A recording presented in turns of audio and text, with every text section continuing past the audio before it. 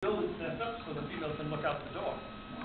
So probably the thing that's most important is not so much the direction, northeast, south, or west, but whether it faces out into an open yard, field, or space.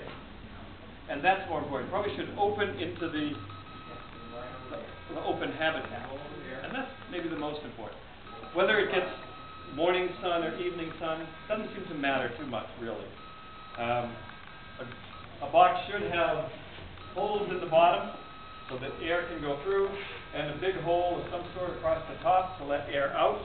All of these will have slits and gaps, and that's just so that they don't just sit in there and sauna bath themselves to death.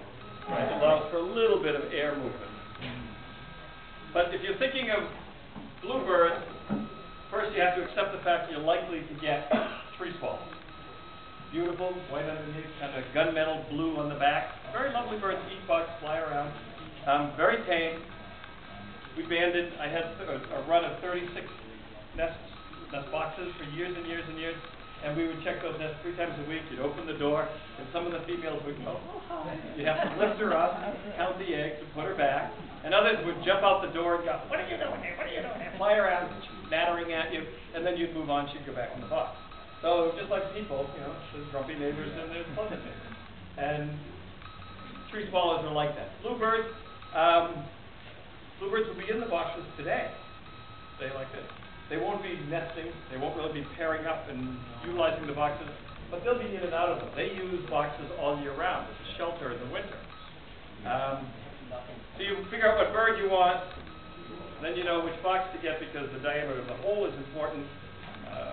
And then you proceed to put it in some place that's fairly suitable. You can hope for the best. If your idea is just to show the children and the grandchildren a bird nest at some point, chickadees can work. You can buy with PVC pipe. We used to make feeders out of about 10 inches, 11 inches high PVC pipe, 4 inches, the squeezy kind, not the hard kind. Put a hole in it, put little black flecks on it so it looked like birch bark, and then mount it on a pipe. It looks like a chunk of birch bark standing on a pipe over there. Chickadees would be in it in a flash. Chickadees love to nest in birch trees. Go punky inside. They rot funny. They just go punky. But the outer bark, the birch bark, stays solid for years longer than the inside. And even a chickadee can take apart a birch tree, take out pieces of soft, punky wood, and have this neat little container to nest in. And so it was the same. We used to make the PVC pipes and use the chickadees all through the woods. Chickadees would be in there.